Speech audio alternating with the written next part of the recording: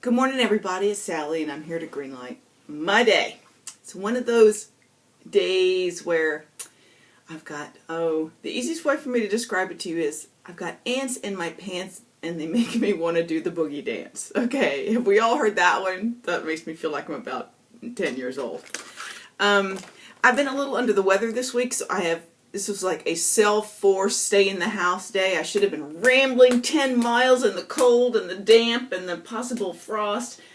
And I thought, you are an idiot. You've got to be a grown-up and make a grown-up decision for yourself and say, no, as much as you would like to do that, you have plenty of things you've got to do this week, and by the end of the week, you've got to be all well. Well, I pretty much think I'm all well, but last night when I made the decision not to go rambling, little did I know I'd wake up and really think I'm really, really well. Of course, then I could have a relapse later if I went out and did it. So I'm one of those hyper days where I need to get some energy expelled. Like somebody just needs to like unscrew my head, pop it off, and let some of that extraneous bubble stuff needs to come out. So anyway, I've got to go out and do something physical, even though I didn't go on a ramble. I'm getting ready to jump on my bike and just pedal as fast as I can. Pedal, pedal, pedal, pedal, pedal. Even if it's just a short distance. It's like running. And then that will greenlight my day, truly, truly greenlight my day. But I can't really take you on my bike ride. So I thought maybe I would digress a little back from the fact that I'm about to jump out of my skin because I have way too much energy now. And share something with you that I read this morning, reading an article on Facebook on a site called Brain Pickings. And it has really interesting perspectives or little dissertations, little articles about artists in the world, writers, painters, philosophers, little stuff. I've learned about a lot of people and there are little bits of this and that I would not have known. It's called Brain Pickings, and I really like it. And on this today, they had a piece about, oh golly, let's see, I'm not going to remember, Mary Oliver, who I really like as a writer, a poet, and something she had written about losing her partner, her life partner, for like 40 years. This was a while back. But she shared a little, out of the whole article, you know, when you're reading something and one thing just like goes, you know, really big, right in your face, right there. You're like, okay. That is for me. That impacted me. I felt it. It resonated deep within my core. And I posted it, and then I wrote. Sort of like a free-form verse came out of my body.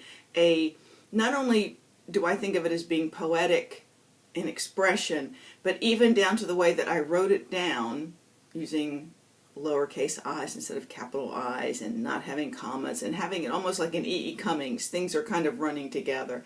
Anyway, I thought I would just share that with you because basically that is how I started to greenlight my day. A lot of reflection, a lot of thought, which has led me to taking the bike ride here in just a minute. So let me share this with you, and if it gives you anything to chew on, God bless you. Okay. And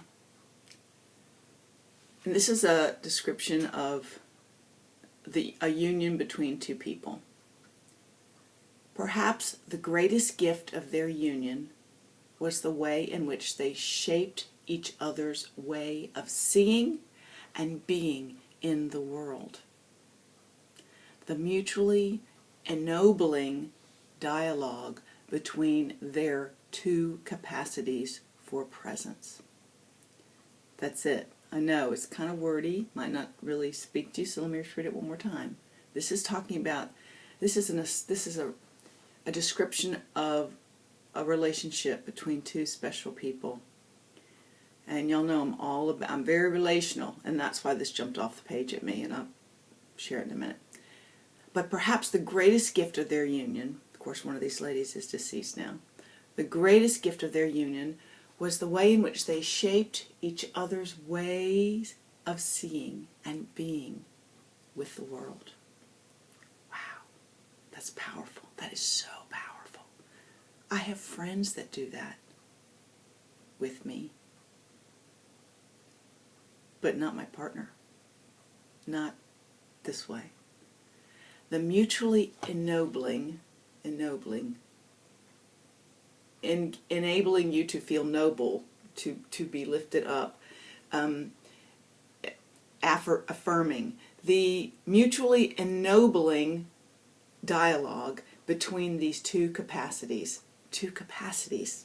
I'm a capacity. You're a capacity. Between their two capacities for presence. Presence. Presence. What are we in this world, in this life, in this breath, if not a presence? Gave me a lot to think about.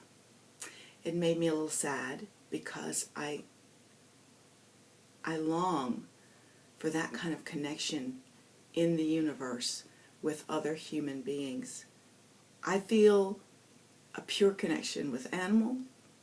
I feel a really pure connection with nature. With human beings, it gets a little more complicated, doesn't it?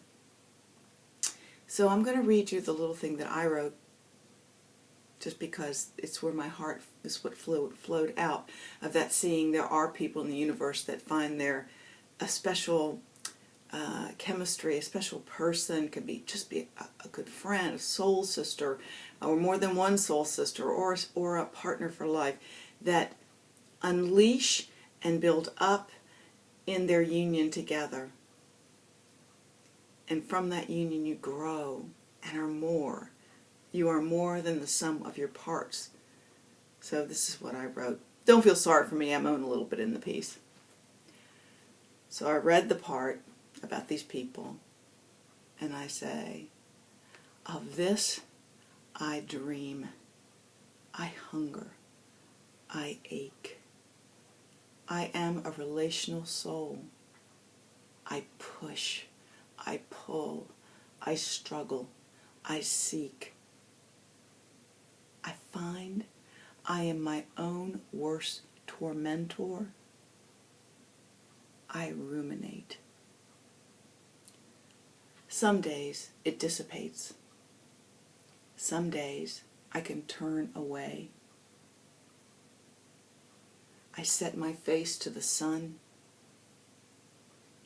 and I visualize my bowl full of the sweetness and richness and beauties of life running over. I breathe. I am relaxed. I am soothed. Yeah, I know. It's a little odd, but that's who I am, let's face it. I'm really pleased. That to me is a form of art. That came out of my innermost place, and I put it to paper, and it just flowed, and I was done. And it helped me see that when I'm aching and lonely for that kind of connection, in the moment, especially in the moment, like today, everybody's asleep at home. Y'all are all sleeping. I really need that connection. I really needed that connection. And I had to find it within myself. I have to find it out in nature. If I'd walked this morning, I'd have been out in nature, I'd have been all good. I have these things and they just get built up and they need to just come out. So I greenlit my day, starting by reading, being a little sad, being a little inspired, being a little creative, realizing that I have the power within me to face my face toward the sun, to visualize that bowl, that wonderful, I didn't want to say cup runneth over, I wanted to see it as a bowl. My life in this bowl full of beauty and possibility and sweetness and richness, and it's just running over.